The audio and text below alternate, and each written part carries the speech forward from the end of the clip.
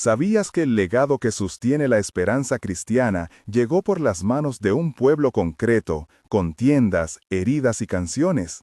Hoy descubrirás cómo esa comunidad pequeña fue tejida por Dios a lo largo de generaciones y por qué su historia sostiene tu fe ahora mismo.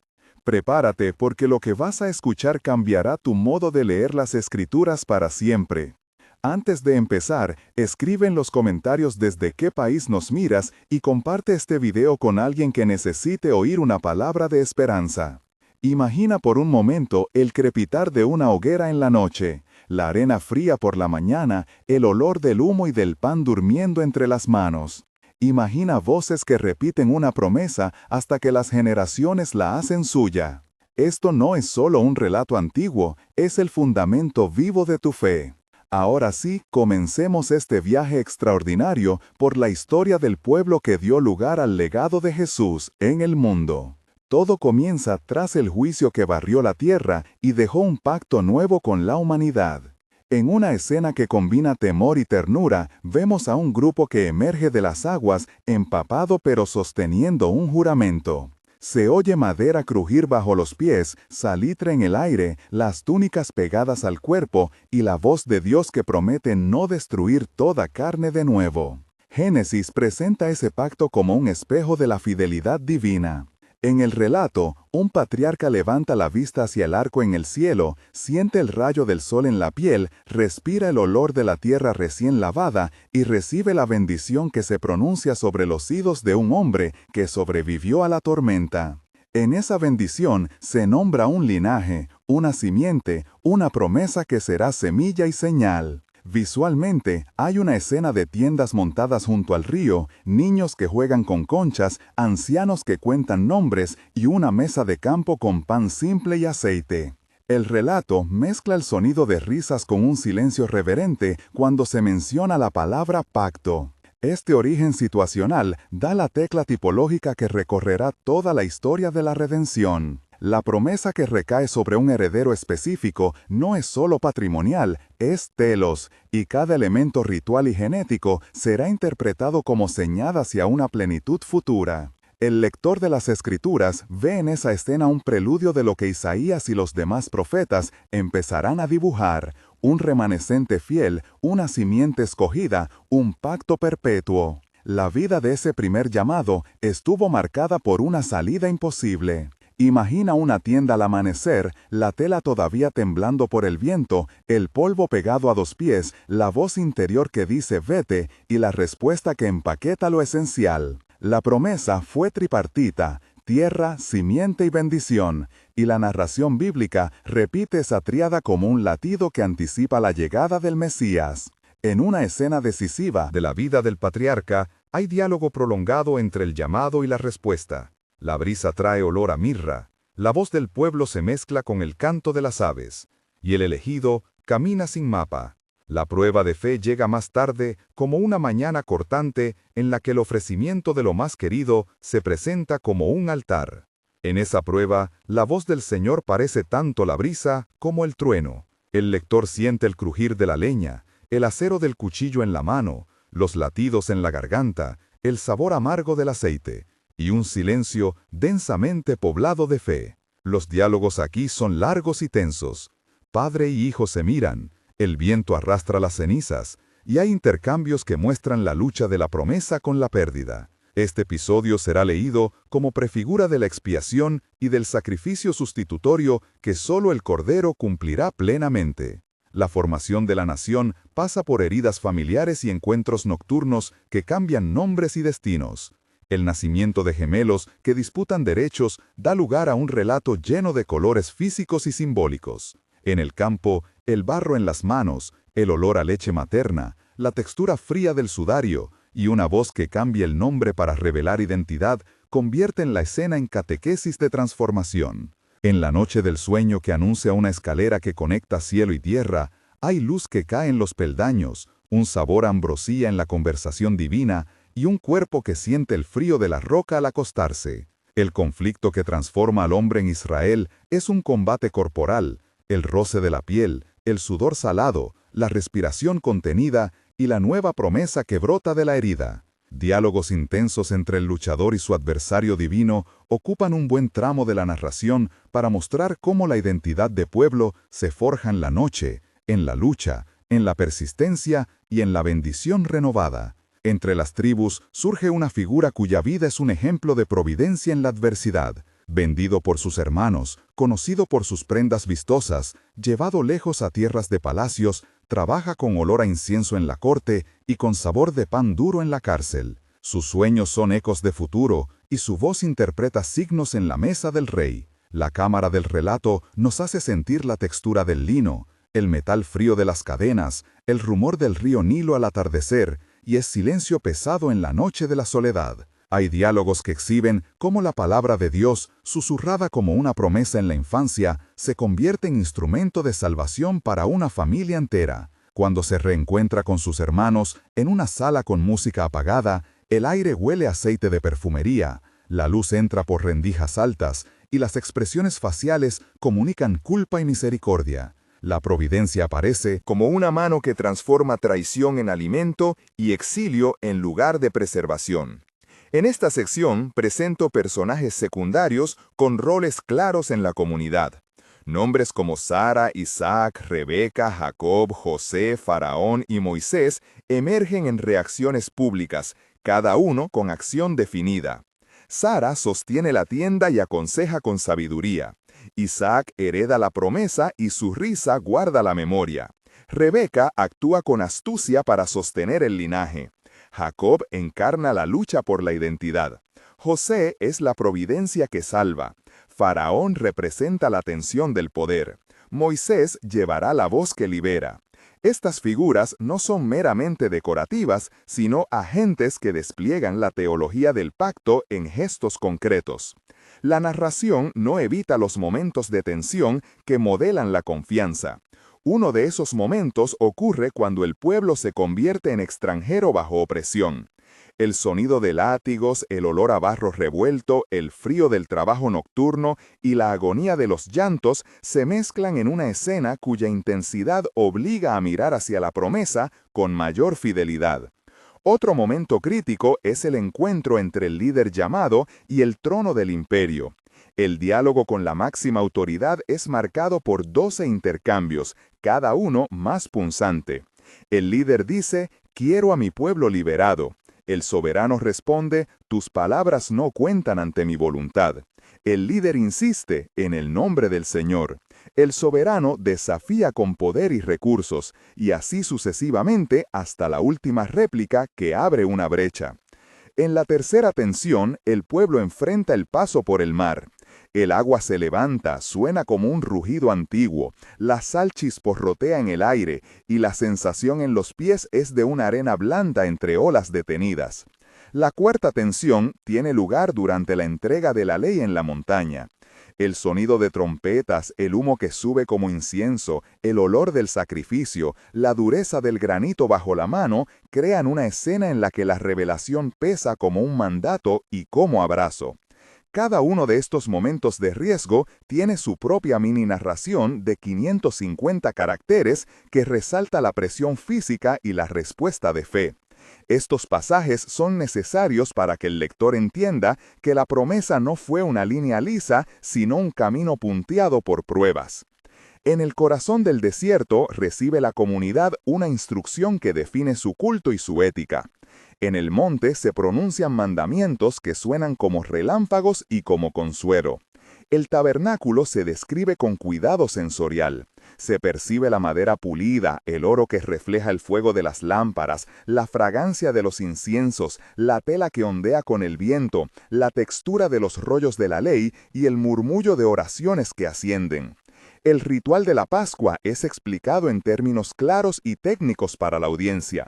La Pascua consistía en sacrificar un cordero sin defecto al atardecer, aplicar la sangre en los marcos de las puertas, asar y comer la carne junto con hierbas amargas y panes ácimos. Este rito señalaba liberación y preservación y apuntaba tipológicamente al cordero que habría de venir.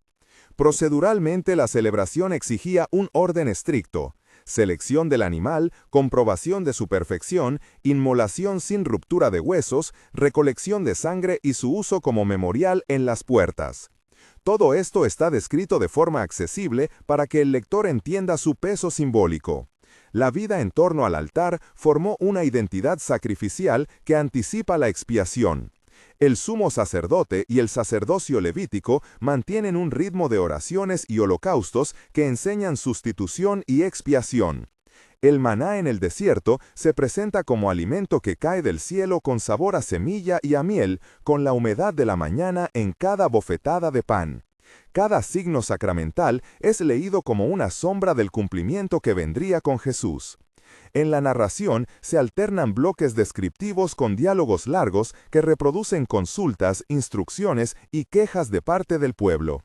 Los intercambios en los pasajes del desierto contienen entre 10 y 14 réplicas para mostrar el cansancio y la paciencia del pueblo y la firmeza de la guía divina. En esos diálogos se mencionan la ley y el pacto y se repite la palabra remanescente como sello de esperanza. La entrada a la tierra prometida y los ciclos de gobernanza muestran la fragilidad humana y la fidelidad divina.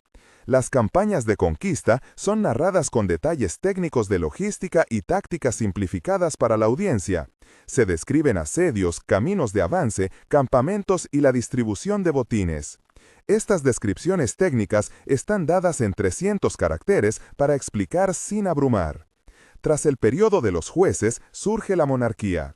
Escuchamos conversaciones públicas entre Samuel, Saúl y el pueblo con diálogos extendidos que muestran la transición de un sistema a otro. Más tarde, la promesa davídica se afirma como columna profética. Profetas como Isaías y Jeremías aparecen como voces que, mirando hacia la plenitud, anuncian restauración y juicio. Las escenas del exilio son ricas en sensaciones, el olor a humo de ciudad quemada, la piedra fría del destierro, el sabor del pan escaso y el murmullo de salmos que nacen como lamentos. En estas secciones, la profecía y su cumplimiento se entretejen para indicar que la promesa davídica no es una promesa nacional, sino mesiánica. El lector ve en la figura del rey un tipo de aquel que habría de reinar en justicia y servir en humildad según la voz de los profetas. Llegamos al clímax de donde todas las líneas convergen en la figura que los evangelios presentan como cumplimiento. En la genealogía, hasta Jesús, se detecta la continuidad y la tensión. La tipología se despliega, el Cordero Pascual, el sumo sacerdote, el templo como casa de Dios, todos señalan a Jesús como plenitud. El relato narra la entrada humilde, los signos de rechazo, la condena y la muerte, y luego el temblor de la tumba vacía que cambia la historia. La escena de la crucifixión combina texturas sensoriales crudas. La madera se siente áspera, la sangre caliente, el polvo seco, las voces mezcladas, la oscuridad que cubre el mediodía y el grito que rompe el silencio. La resurrección irrumpe con la fragancia de un jardín por la mañana, la piedra removida, la brisa que trae olor a tierra húmeda y la voz viva que llama por nombre. Los apóstoles reciben la comisión de llevar la buena noticia, y las escrituras que antes fueron promesa, ahora son testimonio cumplido. En esta parte, el texto incorpora referencias a los evangelios y a las cartas de Pablo, para mostrar cómo el Nuevo Testamento lee el Antiguo como camino hacia Jesús. Se repiten términos teológicos como pacto, promesa, remanescente, redención, cordero, expiación, profecía, simiente, Mesías, templo y maná, para mantener la densidad doctrinal. Esta historia no es ola de información, sino llamado. En primera persona te digo que esta interconexión histórica te afecta ahora. Si no has conocido la gracia que llega por Jesús, hoy puede ser momento de abrir el corazón en oración y pedir perdón y fe. Si ya crees, deja que la comprensión de este linaje fortalezca tu confianza en la continuidad del plan divino. Toma ahora unos segundos para escribir en los comentarios de qué país nos miras y en una frase decir, mi promesa es, o lo que más te sorprendió fue. Tu testimonio ayuda a otros a ver que la Escritura sigue viva. Compartir tu lugar y tu reacción convierte la sección de comentarios en comunidad de aprendizaje y oración. Gracias por hacerlo, y ahora volvamos para ver cómo esta narrativa sigue trabajando hoy. Un mes después, la comunidad que ha escuchado y compartido empieza a aplicar la historia en pequeñas prácticas. Grupos de estudio se forman y la gente reza por ejemplos concretos de fidelidad. Surgen testimonios de personas que, al entender la tipología del maná y el cordero, reciben consuelo en sus pérdidas diarias. La conversación en la plaza muestra rostros más tranquilos, manos que se encuentran para orar, y una nueva disciplina de lectura bíblica matutina. Algunos agricultores relatan que al meditar la promesa se sintieron llamados a perdonar una deuda antigua, y en las escuelas dominicales los niños repiten historias con asombro. Estos cambios no son milagros grandilocuentes, sino pequeños frutos que indican que la historia antigua ha tocado corazones cotidianos. La comunidad empieza a comprender que el pacto es tanto colectivo como personal y que la memoria de Dios se transmite en acciones concretas y en misericordia. A los 3 meses, la semilla plantada comienza a fructificar en iniciativas de servicio. Liderazgos emergen que organizan ayuda a familias necesitadas y programan lecturas públicas de Salmos e Isaías para quienes han sido desplazados. Surgen equipos de oración que piden por reconciliaciones familiares y por la restauración de espacios comunitarios. Hay relatos de reconciliación entre hermanos que antes vivían distanciados y de perdón entre vecinos. La doctrina se hace pastoral y práctica. Conferencias breves sobre el significado del pacto y la expiación congregan a jóvenes y ancianos. La presencia cada vez más habitual del nombre de Jesús en las conversaciones culturales muestra que la historia no quedó en retórica, sino que ha calado en la vida social. El pueblo que parecía pequeño empieza a irradiar una tradición de compasión que toca la ciudad. 6 meses después, la transformación se nota en un testimonio público más amplio. Proyectos sociales sostenibles se han consolidado, la fe de individuos ha madurado y la comunidad crea espacios de formación teológica accesible. Se celebra una noche de conmemoración en la que se repasan Génesis, Éxodo, Salmos, Isaías, Jeremías y los Evangelios, y en la que se ora pidiendo que el Señor continúe su obra. La sensación es de asombro y gratitud, porque la promesa antigua no se mostró lejana, sino viva. La bendición sacerdotal se convierte en práctica diaria, y la frase «El Dios de Abraham, Isaac y Jacob» resuena en oraciones colectivas. Se habla de restauración material y espiritual, y de una misión que mira hacia afuera para llevar la esperanza a otros. La comunidad se sostiene ahora en la confianza de que el pacto es eterno y que Jesús es la plenitud de la promesa. Al concluir, recuerda esto con firmeza devocional y pastoral. Vimos cómo Dios puso su pacto en la historia humana como un hilo conductor desde la noche del diluvio hasta la resurrección. Todo lo que las Escrituras narran apunta hacia el Cordero que quita el pecado del mundo. Por eso, hoy puedes confiar en una promesa que no depende de tu perfección, sino de la fidelidad de Dios. Si aún no has respondido a este llamado, ora ahora, pide perdón y pide a Jesús que sea Señor de tu vida.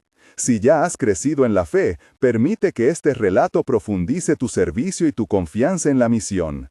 Comparte este video y comenta desde dónde nos ves. Suscríbete si quieres seguir caminando en estas historias que conectan pasado y presente. Que el Señor te bendiga y te guarde, y que la gracia del Señor Jesús y el amor del Espíritu Santo te acompañen cada día.